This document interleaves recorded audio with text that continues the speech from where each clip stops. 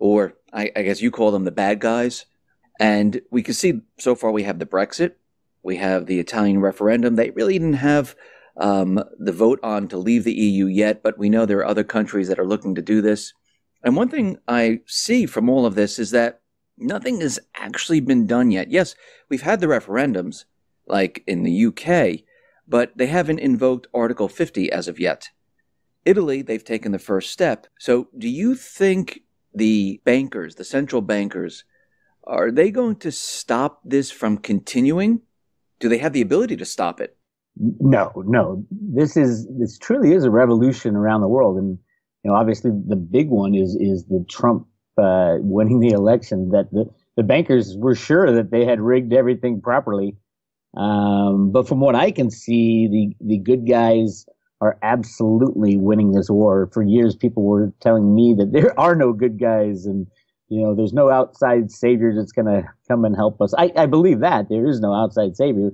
The good guys are us and the things that we do. And there are some powerful people within the military that are working to take down these banksters and the bad guys and the pedophilia guys. All this, the whole system is changing and it's coming apart. And it's not going to stop with the Italian referendum. With Italy right now, you got the ECB absolutely rigging every market, just like in the United States, to keep things together. But they're going to fall. Every nation state or whatever they are in Europe, they completely lost their nation when they signed up with the EU. Because if you don't have control of your own money, you're absolutely screwed. And how the people of Europe let this happen in the first place is beyond me. But now they're saying no more. We learn the errors of our ways. But the problem, of course, is going to be that they have no other form of currency. And so it's pretty much guaranteed to be a rocky road for everyone, even within the United States from here on out. And this will continue in Europe. It was always kind of the plan to have Europe go first and then the United States as far as the economic crash and the monetary implosion and the implosion of the derivative market. So yeah, things are moving right along. It's picking up speed, going faster and faster into the new year. Lots of signs pointing to massive changes next year, and I'm knee deep in that, trying to understand how this will all play out. Nobody really knows how it's going to play out, but the long-awaited transition is in full bloom, and it's easy to see now with the Brexit and the Trump win and the Italy referendum, and you're going to see it just tick one by one throughout Europe, that people are going to throw off their suppressive leaders and pick somebody new, completely different, with a different idea for their country. And they have to, because we're approaching a time when everything that was old will be thrown out, and we're going to have to reconstruct something new for the future.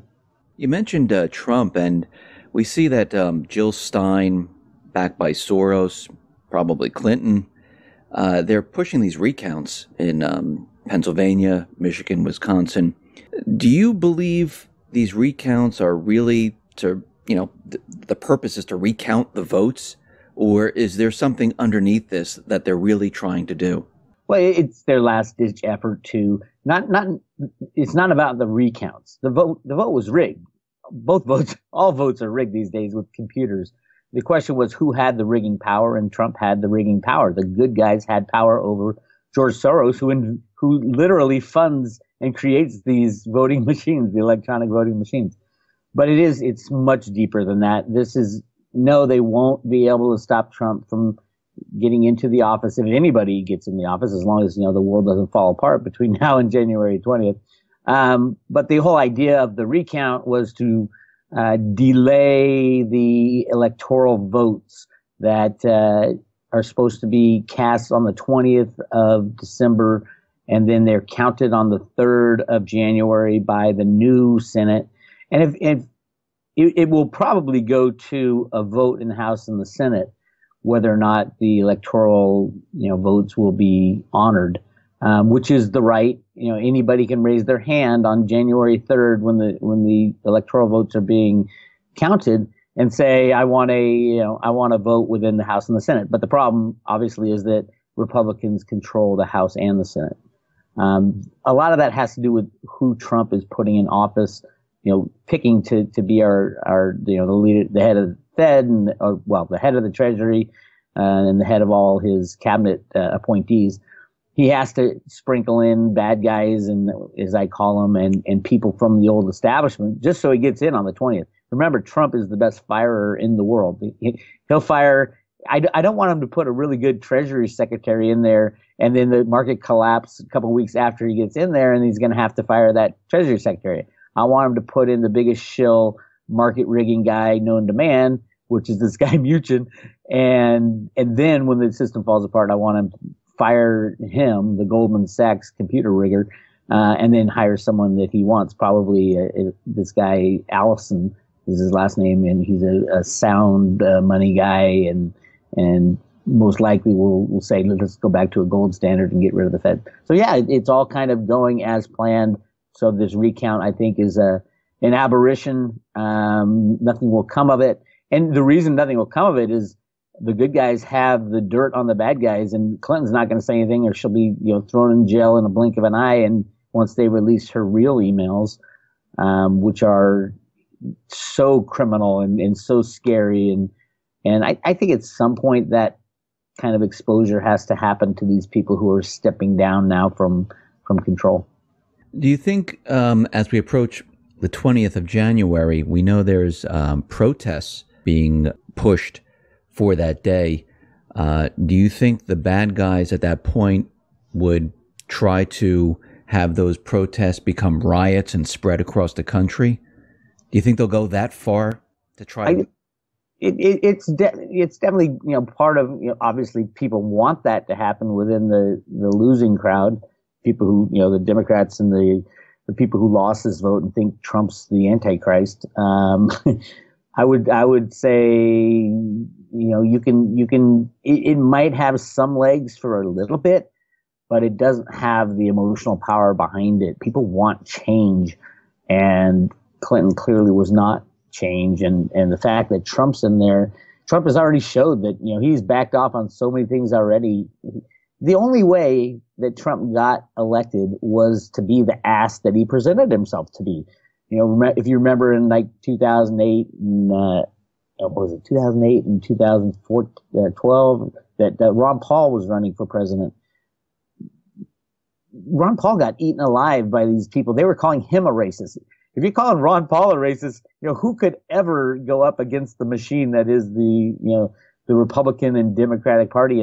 And Trump was the guy. I mean, he took out the Democratic Party. He took out the Republican Party. You had to be that kind of an ass to win, to even get in position, and he won it. And now you can see he's starting to back off, saying, okay, let's use good judgment here going forward. Yes, it is good judgment to stop people from coming into your country who are looking to harm you. So there's a lot of good judgment that the far left will not like. But yeah, I don't see the momentum behind, other than Soros and maybe, I don't even think the Clintons. I think the Clintons just want to run away now because they're starting to be exposed. There will be some people, George Soros might fund some of these riots and things, but it won't last long if they do last at all. And I think people will see that Trump is a much more fair, will be more fair than any other president before, because there's a lot of work to do. We're talking about taking out the bad guys' complete infrastructure of how our lives are run and replacing it with something new. That takes a lot of work, and Trump's the guy to do that, to tear things down and rebuild them. Now there's still bad guys, the elite. I mean, people call them shadow government. They're still in government. They're still there. They're there, but they aren't making the major calls anymore. I do believe that, and I was just writing about this, and I have a new report coming out that discusses the surrender, literally the surrender of the bad guys. I think took place right around Election Day down in Antarctica, believe it or not. And you can see, John Kerry was in, our Secretary of State was in Antarctica the very day of the most important election that the United States has ever had. So there's a lot. And then he went right to the Pope, and And I even have film of him saying, "Now you understand what's happening, don't you?" And the Pope's, yeah, I get it. So it's really interesting what's going on behind the scenes. What we see in the mainstream media is like 1/100th of what the full story is, and it's clearly what, the sheeple are supposed to stay asleep until this whole thing falls apart. But we're waking up, and the alt media is really waking people up to what's real news and fake news, and hopefully people will wake up faster. But I think with the coming collapse of the old system, people will have to wake up. You mentioned fake news, and we know they're going after the alternative media. I mean, they're calling it fake. I know there's like plugins now, Facebook and Google. They're looking for some type of technology to detect fake news, and it looks like this is their last ditch effort to control the flow of information. Well, it's censorship. It is absolutely. That's exactly what it is. Yes, and it doesn't just go to Google and Yahoo and Facebook, and it goes to Twitter and even YouTube. A lot of the alt news YouTubers are saying their views starting to disappear or go down slowly, and they can't do it all at once. It'll be too obvious.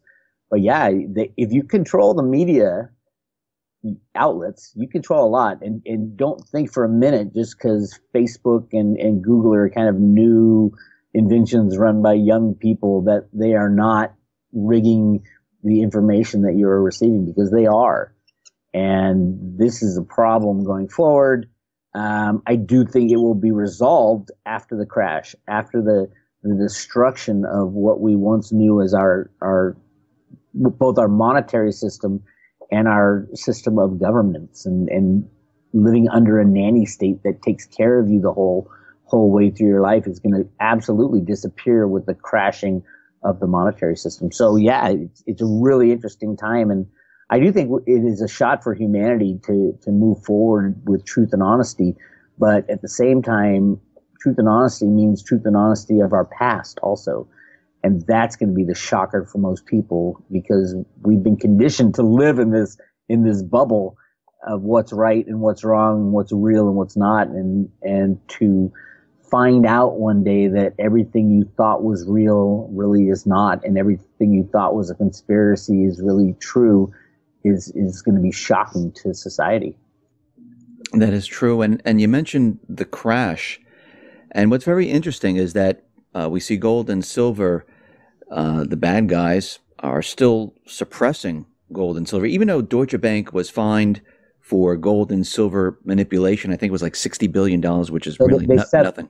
Yeah, they settled out of court. Yeah, they settled.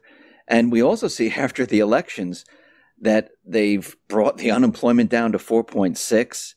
Obama, finally got his GDP above 3%. I mean, it seems like they're setting the stage to seem like, the economy is fantastic. Obama's going to hand it off to Trump.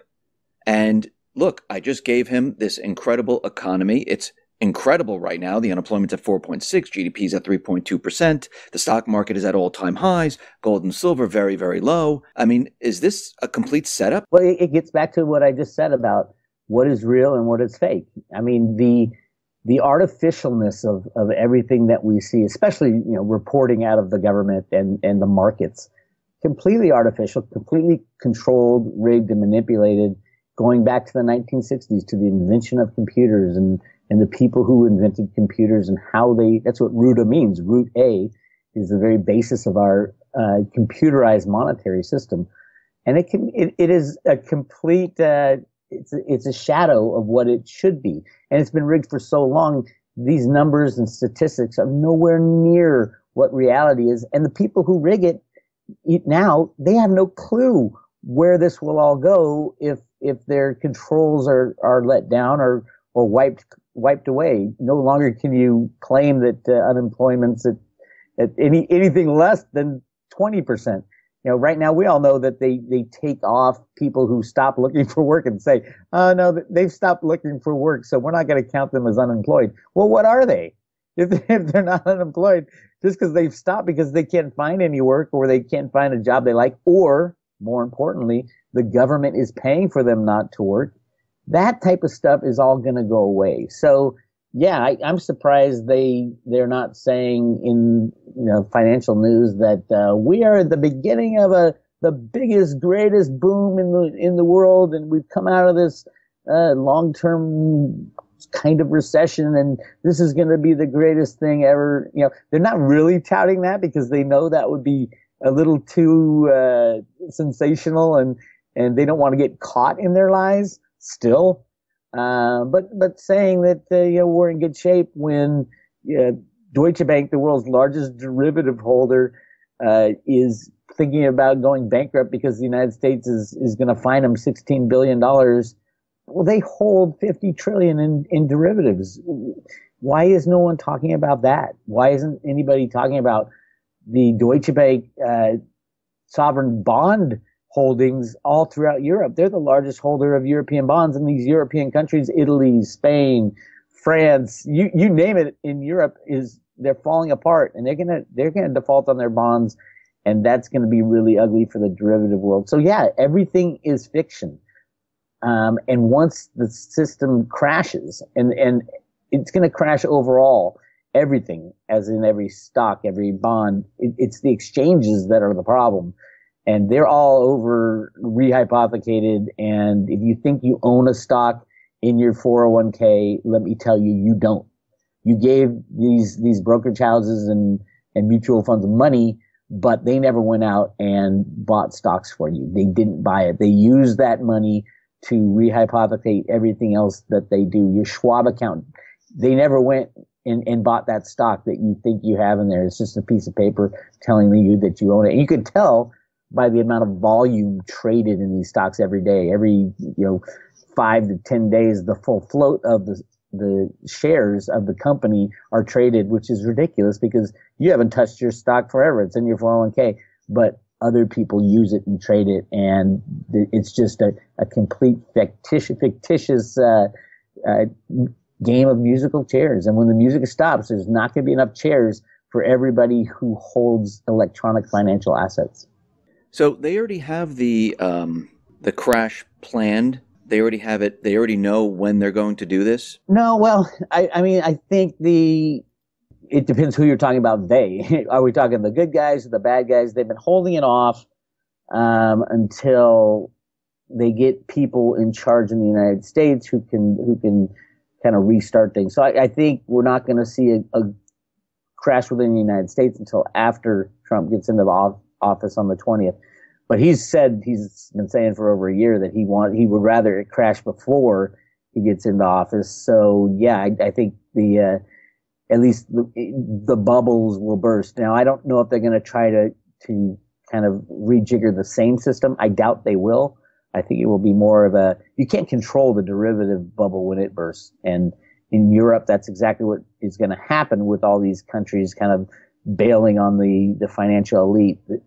The ending of the euro will destroy every unbacked fiat currency. And there's no doubt about that, including the United States. You're talking about something that has never happened in the history of humanity. The ending of a type of currency that is unbacked. It is the second largest currency, I believe, still in the world as far as acceptance. And ending that will be catastrophic, especially because of the derivative bets that are interlaid within this whole financial game. It's interesting. We're definitely at that time.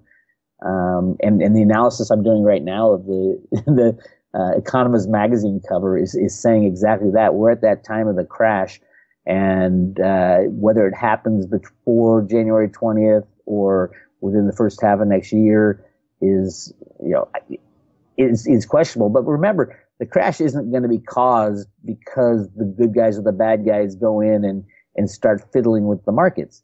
The crash is going to be caused when support is removed from fiddling with the markets. The markets have been fiddled with and controlled and under computer control since the 1970s. All you have to do is remove that control and everything goes down. So once that control is removed, What happens next? Is this the transition into a completely new system? That's exactly what I've been calling it, is the transition. And the transition has started. It started, well, if you look back, it started a long time ago. But it's the end of the road to Ruta, the end of the manipulation via computer controls of our system, and the replacement of with something new, something more sound. And I believe we will return to some form of gold standard. It's exactly what was foretold in the Road to Ruta documents that came out of the Fed, Boston. But it might take a few failures as far as rejiggering the system. So the IMF might come and say, "Oh, you countries, you don't know what you're doing. We have these special drawing rights that we're going to use as money going forward." Well, nobody trusts the IMF, so that will fail. And then the United States might say, "Well, we're gonna back our currency with land," or which is, how do you back a currency with land? We have land and it's backed. It's ridiculous. The big problem is that we have relied on faith for so long. And we have accepted the fiat monetary system just purely on faith. It used to be the faith and credit of the United States. Well, that's gone now. And then it was the faith that the taxpayers will pay their taxes. Well, who cares if the taxpayers pay their taxes when you have a debt that is unmanageable and unpayable? The real debt, not the 20 trillion that they talk about, but the future liabilities are just off the charts, hundreds of trillions. So it comes back to what are the people going to accept, and what will they believe? There will be attempts to rejigger the old system. I think they will all fail, and ultimately we'll go back to what we've always gone back to, which is gold and silver as money, physical coins as money, and physical coins in banks. If you want paper notes or electronic, great, but you better have the physical in the bank for exchange 1-to-1 with each dollar. You walk in and you get an ounce of silver, if we go back to a true definition of the dollar. That type of thing has always been what, after fiat currencies crash, it always goes back to gold and silver. I think it will again, but it might take a little time for them to rejigger the system, attempt to rejigger the system, because people are going to be really pissed off, especially the rich, that they saved their whole lives and had faith in this electronic system that we call our fiat monetary system. So what happens to the dollar and the petrodollar and the dollar as the reserve currency? Does that cease to exist? Well, the dollar, those are kind of three different things.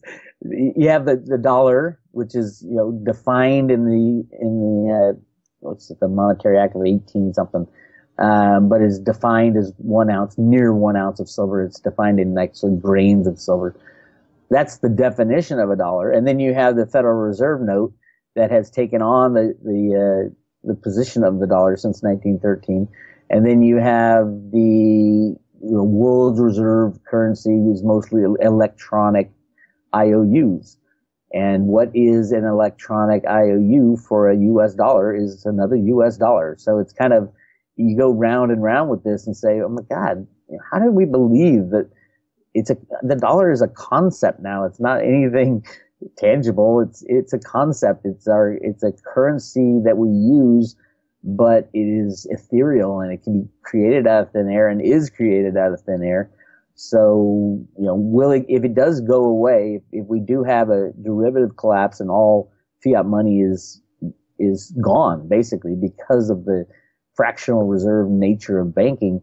So when money is gone, how do we restart the system? I think we go back to the constitutional U.S. dollar, which is an ounce of silver, and then we need to figure out the ratio between gold and silver, because gold will be there, and there's a lot of gold hidden within the United States that I think we've been just waiting for that rainy day. And that rainy day is coming. There's something strange going on at the U.S. Mint right now with the Silver Eagle program. They stopped a month early from minting the 2016 coins, and my mole within the U.S. Mint says they're going to be releasing the 2017 coins at the beginning of January instead of the end of January. But on a bigger side, they're not going to be releasing it under allocation, which is usually what they do. They say, okay, the new year, everybody wants those new coins this year. And so they used to allocate them, and now it's going to be no allocation. So they're building inventories. And I think there is a lot of change coming to the United States. You're not even going to recognize the monetary system come the end of 2017. So what happens to everyone's savings? People have the electronic dollar in their accounts. I mean, what happens to that? Is it wiped out? Are they going to get pennies on the dollar for it? What happens when they go through this transition? Well, it depends on the reallocation of money. Anybody putting their savings, quote savings or retirement funds, any other entity that is holding those for you, your Fidelity or Schwab or Bank of America, JP Morgan, whoever it is, you are completely reliant upon the credit of that entity that stands between you and your wealth. So if Deutsche Bank goes down in Europe and JP Morgan has 10 or 20 trillion in derivatives with them, JP Morgan, and you hold your savings account or anything with JP Morgan, that credit is destroyed. So in same with Fidelity and Schwab. Remember, they don't buy those stocks for you; they rehypothecate them. So they're fractionally reserved just like everybody else, and it goes away. It will be gone. You made the mistake of putting your money with a credit that it was not sound, was not reliable. And then FDIC insurance, which is supposed to guarantee, I think it's $250,000 or something to that effect. The FDIC has no money to back up their insurance spends. I think it's 1% or 2% of FDIC, or it used to be 1 or 2% of FDIC insurance is actually held in reserve at the FDIC. And that we saw that go away with Bernie Madoff, and it goes away so fast in the crashing of the banks back in 2008. Here's the deal. They changed the law with the Dodd-Frank Act so that now the FDIC has to guarantee the derivative markets with the banks first and pay those out before any mom and pop gets their savings or checking account insurance, which basically, and that's hundreds of trillions of dollars. So basically it guarantees that there will be no bailout when the banks come begging to Congress, which they will. Just like in 2008, they begged for $700 billion. This time it'll be 20 or 30 trillion, but that there is not enough money available in the world to cover the derivative situation. And that was put in the Dodd-Frank Act for a very specific reason, to ensure that there wouldn't be a bailout this next time. So yeah, if you hold money, if somebody else holds your wealth, you will lose it. It is a guaranteed fact. You will lose it in the crash. You can beg for reallocation of new money and all that all you want, but it was your mistake to trust that these credits would survive any kind of banking collapse that's in the future. So how does gold and silver protect you? I say it, many people say it, you should have the physical gold and, keep it out of the system. In the end, how will this protect you? What do you do with it? Well, you keep it, you hide it, you store it on your own possession, make sure there's no credits between you, no business credits. You don't hold it in a vault. You don't, a third party vault. You don't hold it in a certificate or SLV or GLD, the exchange traded funds, because all those credits need to stay, all those companies need to stay in business. Gold and silver has always been the kind of go-to money. It's still constitutional money within the United States. It has always been the form of money that people have turned to when there is a monetary crisis or when there is a monetary collapse. Now, this just happens to be the biggest bubble in the history of bubbles on the monetary scene, the bubble of fiat money. And everybody at some point, if you don't have physical gold and silver in your hand, you will be kicking yourself that you didn't make that step to remove the money from SLV or GLD, remove the money from even banking or mining shares. There's going to be no exchanges open. And there's going to be most mines within the United States and around the world will be nationalized because when the system collapses, a country will not allow just a handful of people to be in control of the wealth of the future wealth of the nation. So yeah, I think even in the United States, there's going to be a lot of nationalization. And the Fed Boston comic books say exactly that. Should the government be digging the metal that is used as money out of the ground, or should it be private companies and private individuals? Should that ownership, continue? But remember also with rehypothecation, you don't own those mining shares anyway. Even if you certificate them and you walk up to the mine and say, "Hey, I have a certificate," well, everybody got screwed in this collapse. So your certificate, they'll say, "Go wipe your butt with your certificate." The rule of law won't even be enforceable when it comes to that type of stuff because of the rehypothecation of all the certificates out there, all the fake shares that are traded every day. Even the SEC in their own documentation says over 200 million shares are not settled every day. And it's just insane what even what they admit, and that's only the things they admit. So yeah, the insanity continues, and if you don't have physical metal in your own possession, I think you're absolutely crazy, and expect to lose everything that's electronic held by a third party. For those financial institutions that still exist during this transition period, there will be none. There'll be none at all. So, well, which one would? I mean, a small mom and pop, maybe. No. Everybody is. Well, first of all, we have a fractional reserve system, so even the small mom and pops that are only leveraged, say they're only leveraged 2 or 3 to 1. Leverage is leverage. Remember, all their customers are going to have lost everything too, because of when the large banks go down, the small banks go down, and when the small banks go down, the credit unions go down, because it's all intertwined, it's all intermixed. Yeah, they might not have derivatives, but all their customers lose everything too, and their customers will be running to the bank to withdraw whatever cash they might be able to get their hands on, which is impossible in a fractional reserve system. You got It's a Wonderful Life type of event. It's a run on a bank, and the banks don't have the money. Their money, your money's invested in Joe's house and in Fred's house. It's the same thing that goes. A monetary system, a large bank that collapses, they call them too big to fail. If one fails, the reason it was too big to fail is that if it fails, every other monetary institution would fail as well. So I just want to make this clear. So when this happens, there'll be no place to run to get your money. Well, there will be no money to be had. I mean, people are going to run to. I mean, if I'm living in a certain town, they're going to run to their bank, right? They'll run to their bank, right? I want my money. I'm going to go to ATM. I'm going to try to get into the bank. I want my money. And the first 2 or 3% will be able to get their money out, and then all of a sudden the bank has no money, because remember, they are fractionally reserved. And they don't even hold the money truthfully anymore. But true.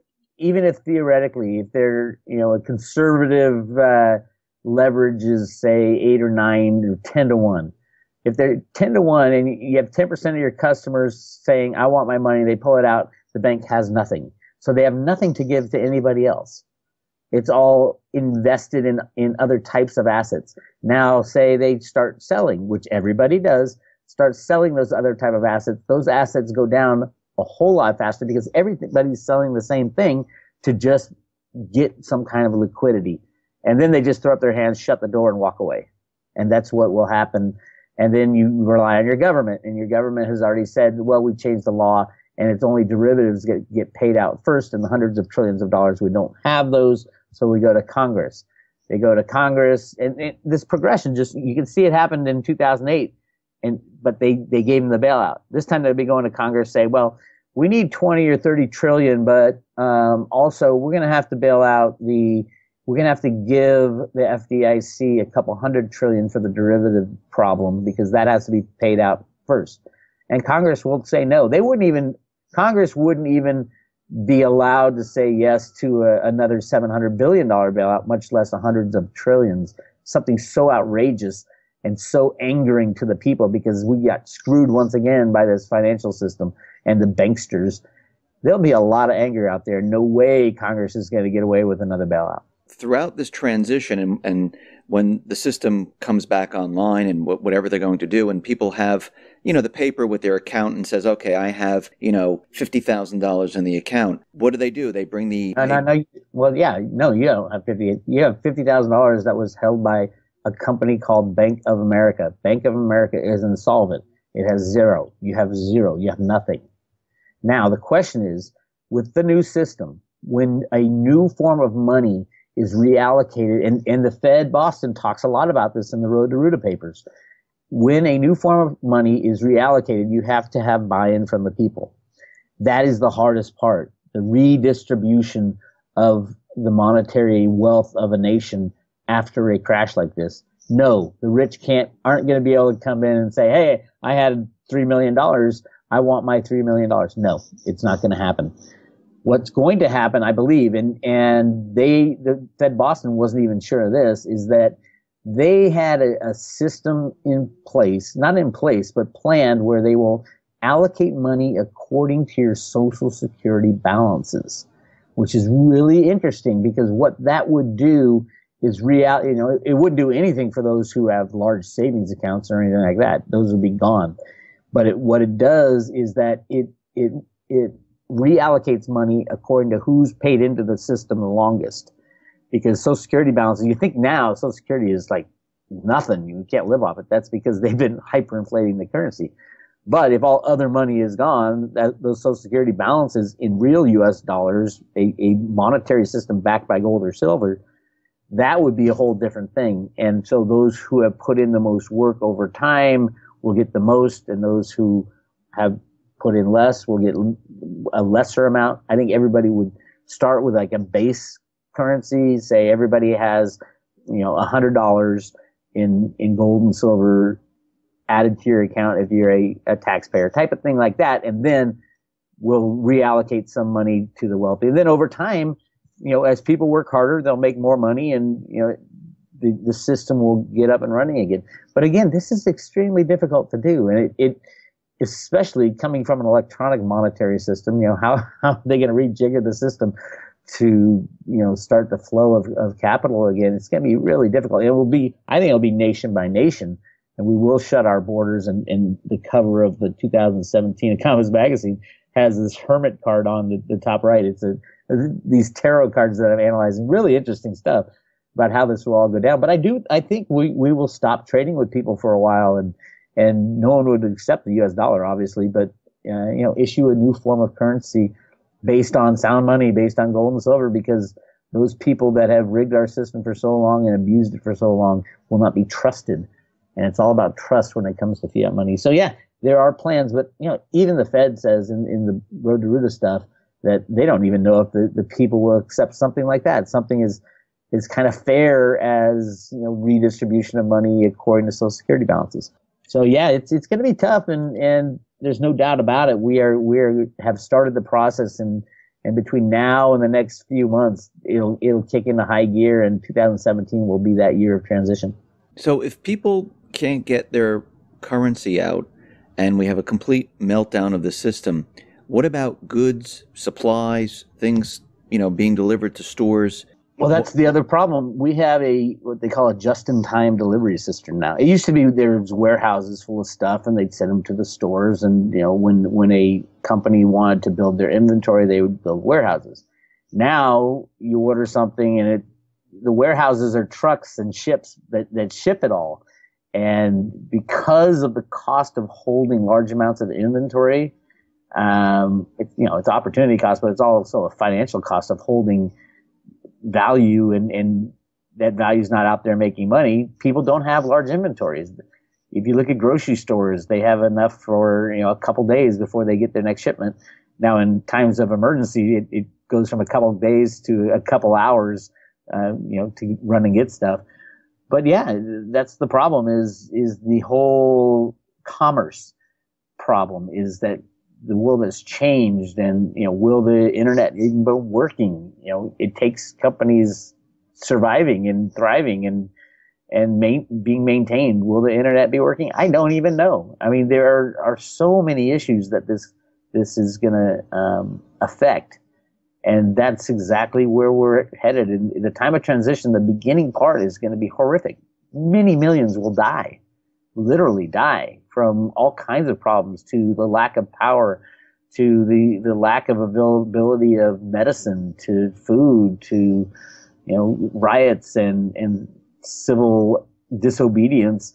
And the government won't even be working because there'll be no money to pay the government. And our government is so overblown. I think it's 30 million people now either work for or are contractors and completely depend on the U.S. government, which is insane, the federal government, because our founding fathers wanted a tiny, tiny, tiny federal government. And you can see the consequences now of a government being so overblown that they control our lives. And you take that out, you take the nanny away from the nanny state, and you got a lot of chaos.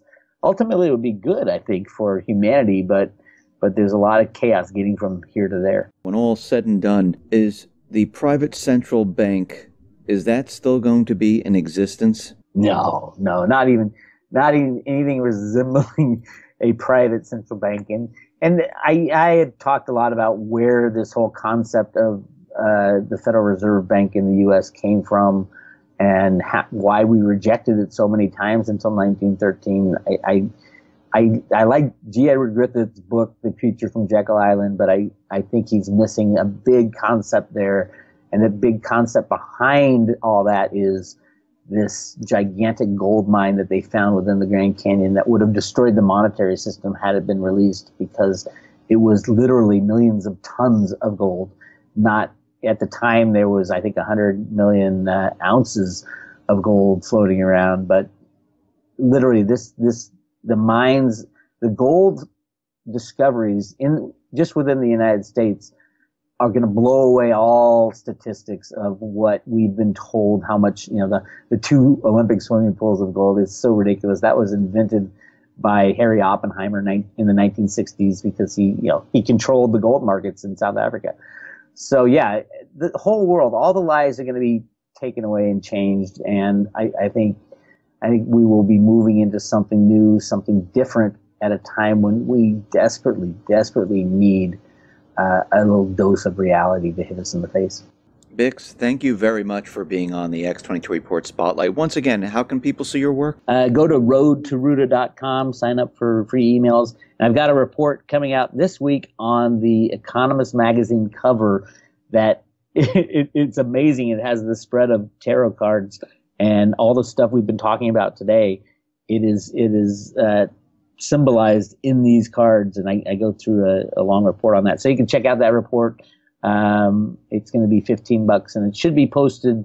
The link should be posted to the website by probably Thursday or Friday of this week. All right, Bix, thank you very much for being on the Spotlight. All right, thank you, Dave.